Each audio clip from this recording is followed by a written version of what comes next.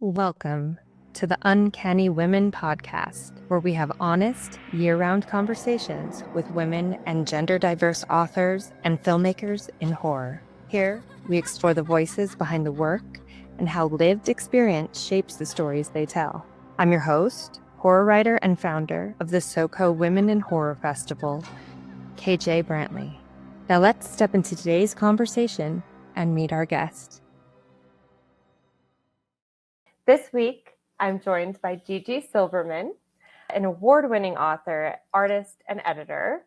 Her collection, The Blood Your Daughter, comes out on April 28th, which I'm reading right now. And also, I was lucky enough to hear her read an excerpt at her Women in Horror reading event in March. And it was just beautiful, poetic, visceral, and just really sincere. The book explores themes of female autonomy, desire, and survival in a dark fairy tale-like way. So, Gigi, thank you for being here.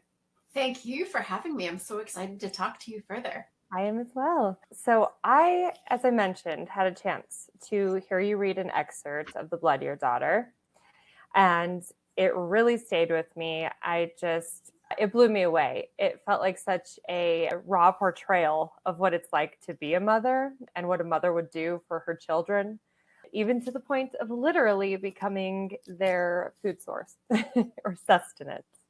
So that idea of sacrifice felt so visceral to me and embodied. And was that something you set out to explore, or did it emerge as you were writing this theme of motherhood and sacrifice?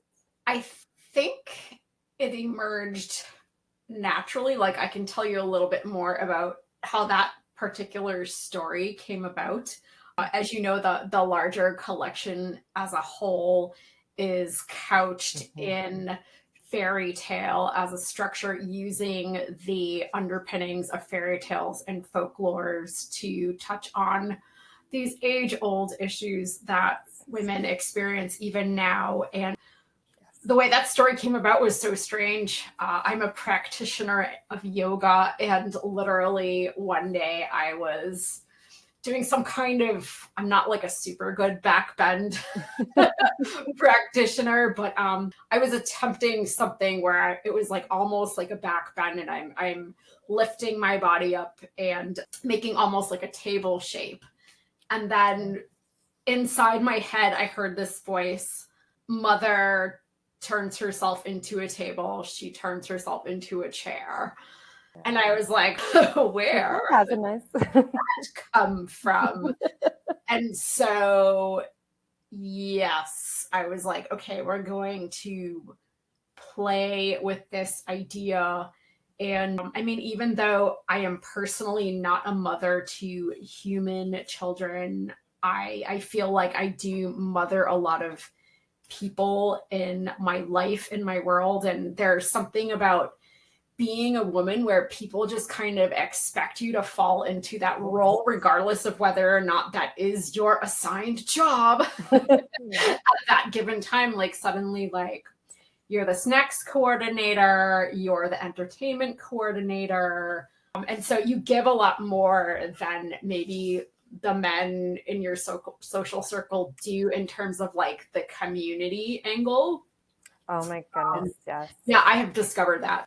Yeah, in the corporate environment, even, I've spent a lot of time there, sadly, in my past. It is so funny that I have heard it every place I've gone to, especially where there's, honestly, anywhere, but if there's a large, it's mostly white executives running it, and they'll always be, it doesn't matter if the woman is also an executive. They'll be like, oh, you have this party planned, right? Or, yeah, you're taking care of this, you're making the reservations, or just all of that. It's that common, they don't need to worry about it. Yeah, I've noticed the men in my social circle lately have been more aware of yes, we are going to be the cooks and we are going to make the arrangements. And I'm like, yes, thank you. That's beautiful. Yeah. And then in regards to that story too, and I don't, maybe this is all mothers, but it was particularly poignant in my family. My mother was an immigrant. She came over from Italy and, very much took on that role of like traditional motherhood where she literally, you really felt like she was giving up her blood for your life. And she did grapple with depression. And, when she was able to have jobs outside the house, she did. But, being an immigrant, being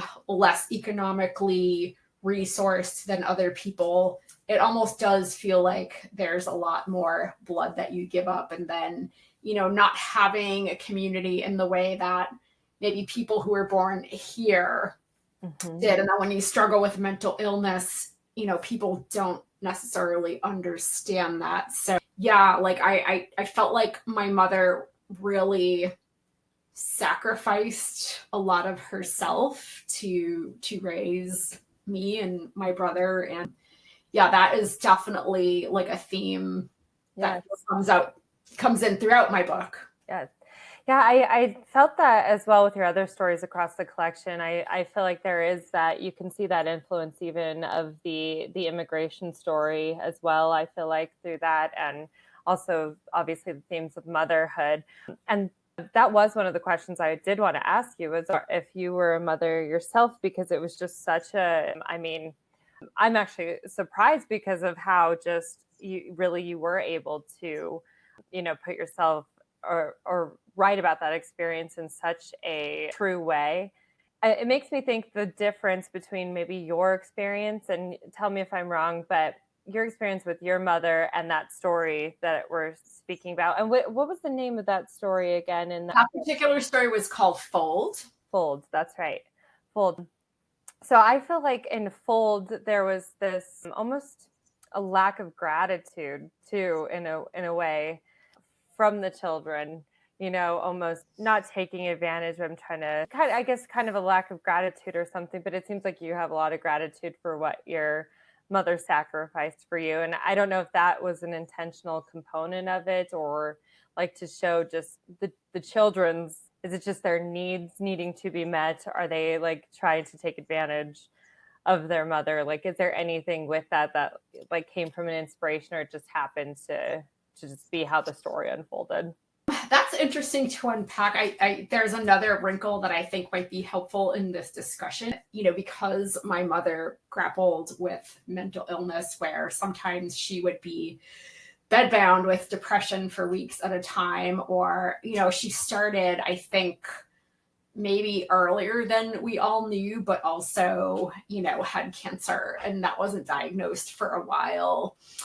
And I actually became a caregiver to my younger brother pretty young. Like, my father was there, but he also had to work 2 jobs to put food on the table. And so, yeah, like I became the one who was like, all right, like do this and this. And, there were times when I even was working as a teen to also help out with family expenses. And then my father became disabled, so I had 2 disabled parents. And it really felt like I became kind of the matriarch of the family, just because I was working to put food on the table while also putting myself through school, while also kind of keeping an eye on my brother and making sure everyone had clean underwear.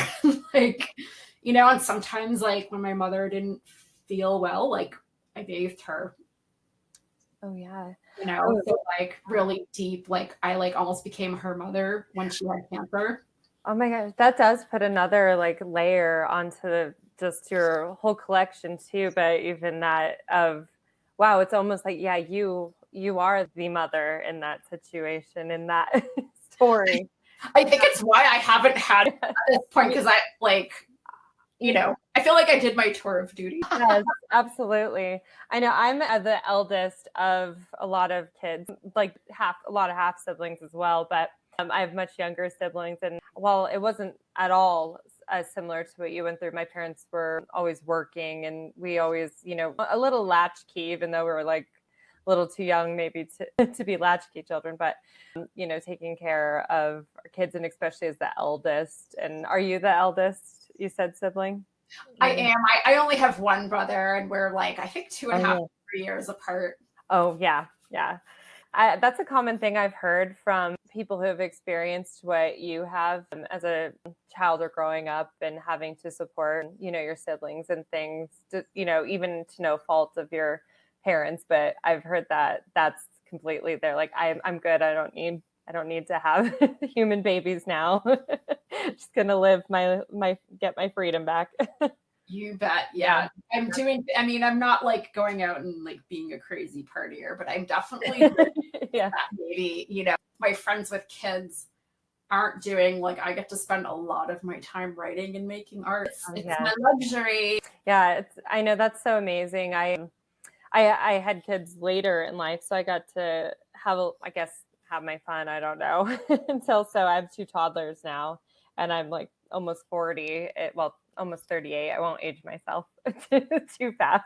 But yeah, I'm not sure what's better, I'm feeling kind of like tired now. But it also does, like, I feel like I did not appreciate the freedom that I had previously to make art. You don't realize like how much, that is something that you miss. And I admire, women like Toni Morrison, who was able to like create some amazing, like, literature while, having had raised children and things like that. So that is no joke. I've even heard from certain people who, like, once they had kids, they somehow went into some kind of hyperdrive mode where they figured out how to be like a world champion surfer or whatnot, but also raise a child. And you go, like, that's amazing. Good for you. Yeah, exactly. I know I guess there's one thing, like, you do care maybe a little bit less about other things you found important previously. So maybe you have more brain power. I'm not sure.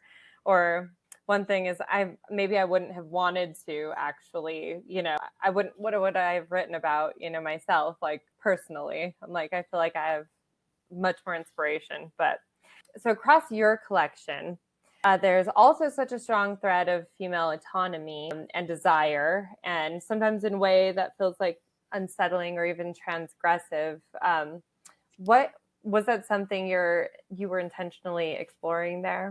It's really funny because I feel like I don't necessarily sit down and plan out the way things are going to go. I find my way through my stories really intuitively, but I definitely wanted to have my characters, for the most part, have a lot of agency, and then figure out, like, okay, what does it take to have agency in some of these situations? And sometimes they were dark.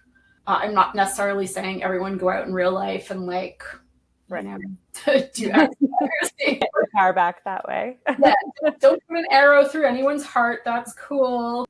Yeah, but in those wildly fantastical situations, like, what is on the table? So I guess they just kind of found themselves coming out organically. I don't know if that answers the question. No, absolutely. And so, that is something that I think, whether you're not actually, I hope, going to go out and, put an arrow through someone's heart or do any other, the female rage thing, I think, is very cathartic for people, for readers these days. And it's also become, a very popular choice right now in literature in one way or another. So I think it's amazing because it still does have it. It is a way to gain your power back, or it's cathartic to read about other women, even in these fictional scenarios, gaining theirs back in these very violent or loud ways. Do you think that you have a bit of female rage inside you that you're trying to, that just came out in this collection? Because I think it must come from somewhere. Oh, absolutely. Yeah. I mean, I have been in so many situations where, maybe I was a hair away from being a lot more hurt. And then, I had to basically be my own voice. But when I asked for help, I got the line, oh, boys will just be boys. There's a scene in All Hail the Boy King, or it's not a scene exactly, but the main character, the narrator, is talking about how she was swimming in a lake and then this horrible thing happens to her. Yes. I won't say the words aloud, but I was in a situation as a 15-year-old where I'm swimming in a lake, my cousin's there, and boys surround me. My younger female cousin, by the way, and boys surround me, and they were like, I knew they were getting ready. Like one was very predatory. Yeah, started to come very close and was physically touching me. Mm-hmm. I knew my spidey senses were tingling. I shouted and screamed, and that was enough to scare said boy. But there was a family member, not my immediate family, but sitting on the beach. And when I actually asked them later, I was like, I was screaming, why didn't you do anything? And he was like, well, yeah, boys will be boys. Yeah. Right. So I was at 15, I knew that I narrowly avoided a very bad situation. And I just feel like things like that, they just keep going up, and we have to educate our men, and it hasn't happened as much as it should have, and things are still being unpacked, Epstein files and this online academy that was just reported last week. I know, that's when why are more men. I know. I mean, that's a whole thing too, that I was just like, it's your responsibility. That really was just wake up call. It's a man's responsibility too, to talk to other men. I think I saw Robbie Dorman or something post something on Instagram, but I was like, it's your responsibility to say something as well to other men. You need to stand up, because this cannot be something that men just think boys can be boys. And and not obviously, because not all men are like that, but it is very complicit, I think, to not say anything when you see something kind of, or not even kind of, but something that is, in that realm. Not say the word. For sure. I know. I've that's a horrible experience and terrifying. And was it a cathartic experience to put it on the page, or how did you feel bringing that lived experience into that story? Did it bring back old fears? Did it feel good to get it out there? It's interesting because I plucked it organically, and I don't know that it felt cathartic. It just made me remember that actually this is still a risk. Just because I am X years old, it's still that it's not still a risk. It still is a risk. And I was like, oh yeah, maybe I've gotten kind of maybe relaxed about how safe my area feels. You know what I mean? Right. So, almost like a warning. I think it was almost like a reminder, oh, this happened, and until the end of your life, this is always a risk as a woman. So no matter your age, it's scary. And I don't think when it happened, I didn't feel necessarily traumatized, but it was eye-opening. Right. Because I was walking to school the next day and I was thinking about it, and then I was processing, and I was like, oh, that could have been way worse. Yeah. Oh my gosh. I know it's at least in my experience, and I know many other women that I speak to, there are countless stories like that. Those things do not just happen once or twice. in your life. There's so many that you almost don't remember, like you couldn't even remember every time something similar has happened to you. So yeah, and it's crazy too, because it has not been that long. Like when I was probably like 21, I think 21, 22, I was working at a bar, and I had previously worked at a publishing company, and some people walked in, and it was kind of like an in-between job, but I had to wear something kind of like I had to wear short shorts and a tank top for the job. They actually happened to be like in the same building as the publishing company, which is really weird, but they like come down. And this was in Boston, but a group of them come in, and then one of the guys who had always been really nice to me, I thought, was like talking to me and everything. And I was just being myself, friendly, just okay, bye. And I think like he had my number for some reason, because he said, I think they were going to meet up later. I don't know. It's been a while. But anyway, whole night he was like leaving me horrendous messages, just disgusting, like progressively worse. And it was mortifying.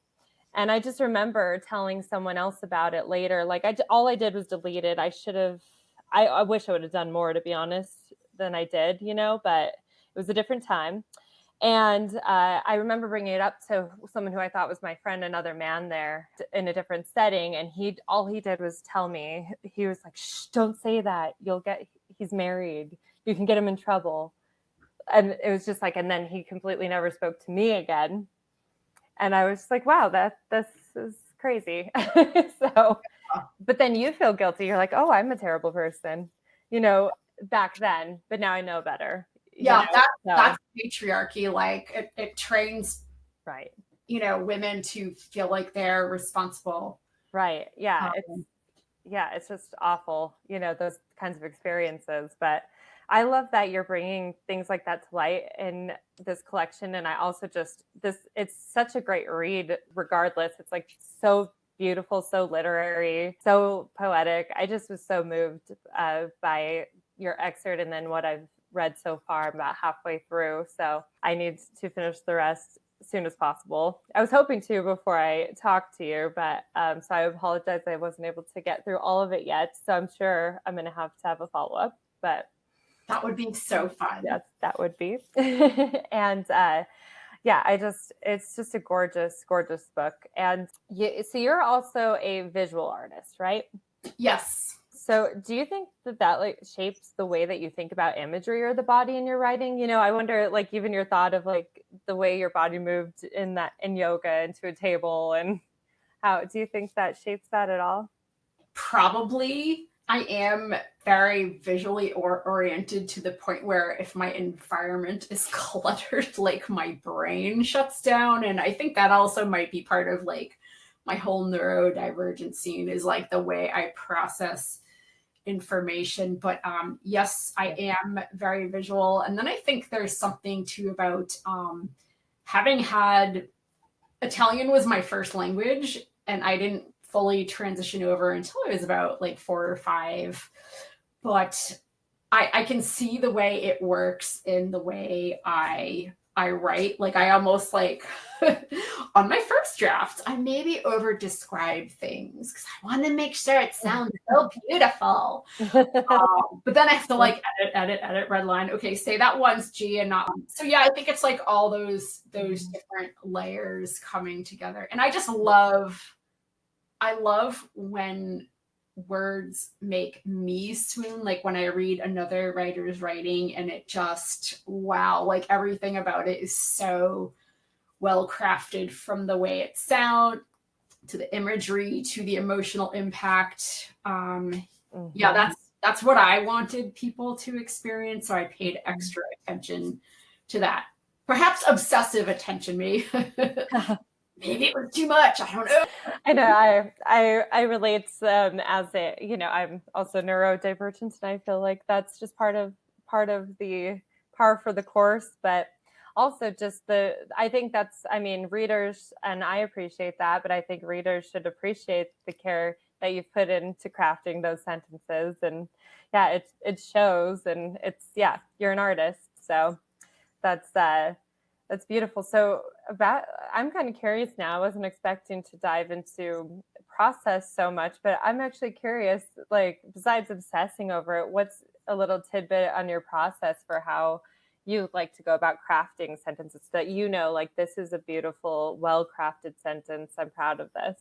So in terms of overall process, I don't typically start necessarily with sound. I start with whatever is the weird image or phrase that kind of pops into my head. Like I don't necessarily obsess when I am first drafting. Like my first draft is like captured in the heat of the moment. I like to capture the rawness of ideas, and also when I'm editing, also try to find ways to like preserve the heat. But I'm a ruthless cutter when it comes to line edits. I will drill into sound obsessively. Like I don't like flabby sentences at all. Like if there's anything that drains the impact of it, I am like red line, red line, red line. So are you the type that reads your work out loud to be able to do that, or? Yeah, I do sometimes, not always, but it's almost like I can hear it in my head once I'm going back to it. But yeah, and I think that's also a neurodivergent thing, is like if you are on any kind of spectrum wordplay, one of the little nuggets of spectrum-ish people. Yeah, the lolly, I can't pronounce it. I'm on the autism spectrum, but it's like but I can't even remember the name. What is it? The Lollia? Echolalia. Echolalia. Thank you. Yes, echolalia. That makes my reading extra fun. Yeah, I know, you like repeat it over and over. Yeah, like you'll see a lot of repetition in my work, like sounds, and almost to the point where there's almost kind of like a song effect, like a call and response kind of thing. So I'm not giving it up. I know. Yeah, don't. It's your signature. I definitely think this is one of the books of the year, the collections of the year. So yeah, paid off, I think. Oh my goodness. From your lips to the goddess's ears. That's right. See, that was a beautiful phrase right there. Yeah, so that is amazing. I'm so excited for readers to get to read this when it comes out. But yeah, I wanted to dive in now. Talked about your collection a little bit. I want to talk about being a little bit more about being a woman in horror, if you don't mind. Do you feel like horror gives women a space to explore the realities of females' lived experience? I think now more than ever it does. And I love what I'm seeing in the space right now, especially on Instagram, the way bookstagrammers are saying, I don't know why, but I'm finding myself gravitating more towards female authors. And I think that is beautiful. I don't think it's either just like a trend. Like I think it is here to stay, this, burgeoning of female voices getting published. I do think there's more room in terms of like where the budgets are, like who's getting, good point. The big play. So I think there's work that needs to be done there. Like if you look, I don't know, like I was messing around online like a while ago and somehow found the list of like Bram Stoker award winners from like, I don't know, the early aughts, right? And what an interesting exercise. Oh my God, it was like all white guys and then Joyce Carol Oates. By the way, all hail Joyce. She's the OG. Thank you, our dear mother Joyce. But yeah, like I think people are starting to realize now that part of the reason why there hasn't been societal change is because we have downplayed women's voices, and now people are hearing about it and realizing, oh no, it's actually way worse than most people thought. I think for a long time, most people just kind of like live their life, and unless something happened to someone close to them, maybe they just kind of downplayed what is really out there. And it turns out, I don't even think we know the tip of the iceberg in terms of the abuse that's going on with women right now. Like, I think I was talking about this on another podcast, and I think it was Adam over at Horrifically Well. Led and said. Yeah, awesome. They're awesome. The Allens are great. And then he was like, the other shoe on the many-footed centipede of the things that we still have yet to understand about what's going on out there. And I was like, you hit the nail on the head. Like, I think we're only starting to understand what's happening. And it's a reason like why these books are coming out now. And I just think it's so important. That was my incredibly long-winded answer to you. No, that was amazing. And that's exactly it. I think it's important work being done, as well as, that's why I think it's entertaining. It's great to read a great book and a great story, but I do also think it's helping bring to light some things that, many people haven't had to face as well, which is another reason, if you're shying away from books written by women authors in all genres, but in horror, then I think you're missing out on that whole experience and that female perspective that is not only interesting, but also, increases your empathy and understanding, and shining a light on how big the issue still might really be and the work we need to do. So no, I completely agree with you there. So what has it been like finding the right publishing home for The Blood Your Daughter? That is a wonderful question. I love talking about it. So it was a 3-year journey from the moment I started entertaining, getting a publisher to actually landing a publisher. So originally it was a much bigger manuscript with a different title. I was looking for an agent. I think I submitted to 30 agents who were open to short fiction. I think 5 or 6 responded. And then of that handful, only 3 wrote back to me and they said, love your writing. I don't think I can sell short fiction. And so, I was like, okay, I respect, your opinion, but also I have to do what it takes to get this out there, because like, that's your belief. You don't believe you can sell it, but I believe I can sell it, and I'm going to keep going.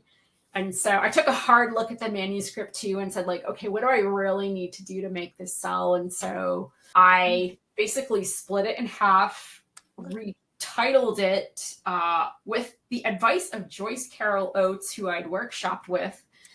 And she was like, you can take this story. It was the title story. And she's like, you should wrap a collection around it and use this as the title. And so I went back to her advice. I'm like, she's the OG. She knows.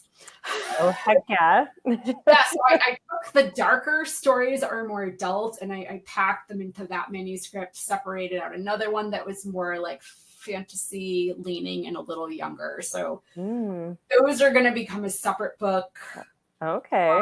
But so then I went out with this, and then I spent 2.5 years getting this out there. And a lot of small presses have contests through which they accept manuscripts. And over I was getting like finalists for this award, finalists for that award, finalist.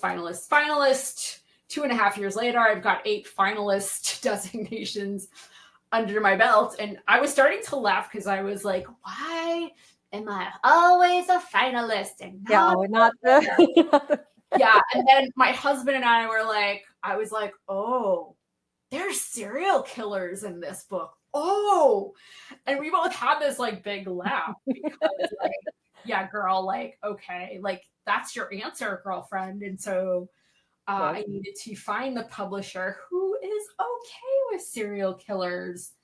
And who better than the feminist horror publisher, Caregiver Publishing. And I just about cracked up when the offer letter came in on April Fool's Day. Oh my gosh. Yeah, you're like, would they mess with me like this? Is that? Yeah, I thought that was super cute. Like, I'm a big believer in like signs and symbols, and like I'm like, Yeah. just Yep. just watching out for confluences. And then Mhm. April 1st, the best not joke that's ever happened to me. Yeah. One of the many. Yes. Anyway, yeah, Wow. like, it's super fun. And yeah, like I love the attention to detail they had through the editorial process. Like, they're really great and supportive there. And I am madly in love with my cover. It's the best cover that like I could have ever imagined. It's beautiful. I'm so happy with it. It's perfect. It does your collection justice too. It really, I think it shows the tone and the heart of the story, and that little fairy tale. I like the ornate, they did a great job. And Creature Publishing, they are putting out some of the best work by women.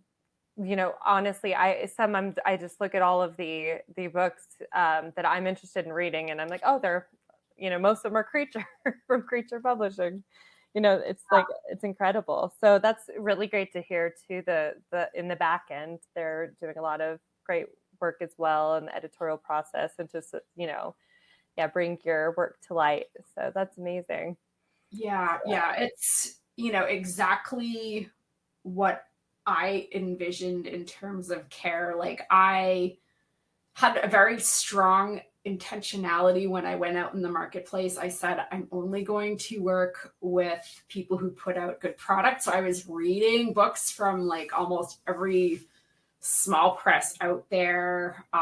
But first, if they had covers that I liked, and then, researched like, what else are they doing? Are they doing this format? Are they doing that format? And yeah, I feel like, I don't know, like I've said this before, but I'm a strong believer in confluences, and I'm kind of a very woo-woo type of spiritual person, if you get what I'm saying. And so, a little superstitious. Yeah, I'm like, I called in the energy that I wanted, but also put myself out for it. Like, I met them halfway. I'm like, here's this beautiful thing. I want someone also who respects the beautiful thing. Yes. That's amazing. Yeah. And I do believe in that as well, the manifestation of things, but also it's kind of like that, cliche or that joke that you talk about, like God and the lottery ticket. Like, if you don't buy a ticket, he's like, why didn't I want to win the lottery, but you didn't buy a ticket? But yeah, so you do have to put yourself out there, but it helps when you do all the work and the heavy lifting and create those opportunities for yourself. Congratulations. I'm so happy for you. I'm so glad it found a home and it's almost out there. Are you excited? Are you yeah. I've had to come to grips with a lot of like my own like internal things on this journey, because this is writing that has, outside of like a few small, well-curated critique partners, this writing has largely been private. And there's been a couple of pieces published outside of the collection, but again, largely a voice that I haven't shared. And so, there are fears of like, oh no, my family is gonna know what a little freak I am. And then, that's like part of the growth journey. And I'm looking at all of this as like, what are my growth edges? Like, what are the things that are hard? Like, oh yeah, that's your growth edge. And so all of this is an opportunity for growth.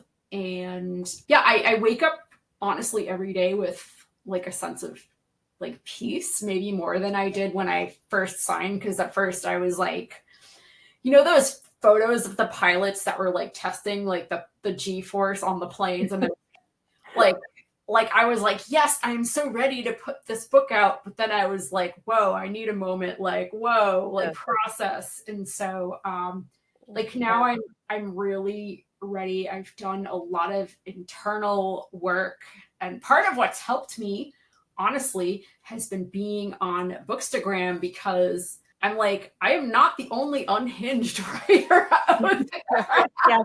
Yeah, I know. It's so comforting. Yeah, I mean, if you are hinged, then you may not quite fit into the group. Exactly. Yeah, that it's honestly been like such a beautiful, like affirming space. I'm like, okay, I'm weird and they love me. Yay. Yeah, I know. I love it. It's whenever I put myself out there in the community, I have like a little PTSD from the past, and then I'm like, oh no, I'm accepted here. It's amazing. Yeah, the horror community, especially on Bookstagram, is just so welcoming and so far, so that I've seen, so supportive of women in horror. And I love to see that. Yeah, so absolutely. And that is a really vulnerable place. And I hope soon to be in your position with a book coming out. I'm about to start querying my manuscript, which I hope you get to read. But that's exciting. But yeah, I can imagine how vulnerable, or yeah, just having to process each of those steps like outside of your comfort zone. And yeah, even what is it like? Because if you're promoting a book too, you have to put yourself out there in ways that may not always be so comfortable, or yeah, what you're used to. So yeah, absolutely. So I think you talked about what you're working on next. Well, no, you technically have already completed it, so you will have another collection coming out we can anticipate at some point. But is there anything else that you have started working on that you can share anything about? Yeah, I am actually working on a third collection. Maybe this is bad for my career. Everyone's like, when are you going to write a novel? Sign you for like, whatever. And I'm like, I don't know, maybe. Never say never, but I'm working on a third collection that I would say leans more into speculative future, but also still like grounded in, it might be like a slightly futuristic version of maybe our time, but with some elements that still feel a little bit fairy tale folklore vibe. Like what happens when the old gods meet the sci-fi? Yeah. Ooh, that yeah. sounds fascinating. Ooh. So anyway, like I'm in that space, and yeah, I'm playing, and a thing I have learned with whatever I'm doing is embrace whatever is the weirdest thing that's in your head, and that's the goal. Like never shy away from like the idea that you go, oh, maybe I'm a little scared of this idea, and that's exactly the one you need to pursue. Yeah. Yeah, because everyone's hanging on to the low hanging fruit, but if you have a wild idea, yeah, go for it, because yeah, that's probably the one. I love that. Well, I can't wait to hear more about that. I know it's just a nascent thing, but hopefully we'll get to hear about that one soon. But for now, yeah, do you mind sharing with our listeners, where they can follow and find more about you and future events and future projects coming out? Yeah, for sure. So people can go to my website at ggsilverman.com. There's no periods in that. It's just straight up 2 G's and then Silverman. And then they can find me on Instagram. I am on Blue Sky. I'm very sporadic there. But yeah, it's either Instagram or going to my website and subscribing. I don't send newsletters out very often, so it's not going to feel like spam. Yeah, those are good ways to find me. I'm also on Facebook. I do have a Facebook author page as well. So amazing, great. Yes, yes. So follow Gigi. I'll also include it in the show notes as well for the episodes. And one thing before I leave you, I like to ask this in every episode of every guest, sort of pass it forward moment. But what's a horror book by a woman or underrepresented voice that you think our listeners need to read? I'm super huge on short fiction, and Gwendolyn Keist just released a collection, The Haunted Houses, she calls her own. People are going to feel a vibe, like a kinship with mine. So that's a really great one. I'm going to mention a couple. Sarah Tantlinger has a book called Cyanide Constellations, and that's eco horror. And I think today is Earth Day, so It's a Oh, great time to pick that one up too. So I could just go on, but I respect your time. But people can like DM me and be like, "Gee, yo, like, what should I read?" And I'll be like, "All right, here's my list." I love that. Yeah, you heard. And ask me anything for Gigi if you need some recs. Just please call. And excuse me, these earphones just want to fall out, so I'll edit. I swear I have like small ear holes. They just don't. But yeah, thank you. Those are great recommendations. It's actually funny because I think you might be the third person, at least out of 10, who have recommended Cyanide Constellations so far. So that's one I haven't read yet, but it sounds like I need to get on it. So yeah, I will definitely add that to my TBR soon. And thank you so much, Gigi. I've really had a great time talking to you. And The Blood Your Daughter comes out April 28th, available for pre-order now. So this is absolutely one to pick up if you love literary horror and fairy tale horror at its finest. So yeah, please go pre-order, check it out, and thank you. That's all for today's episode of Uncanny Women. If you enjoyed this conversation, subscribe to catch our weekly episodes. You can also follow us at Uncanny Women Podcast and at Women in Horror Festival Co. See you next time.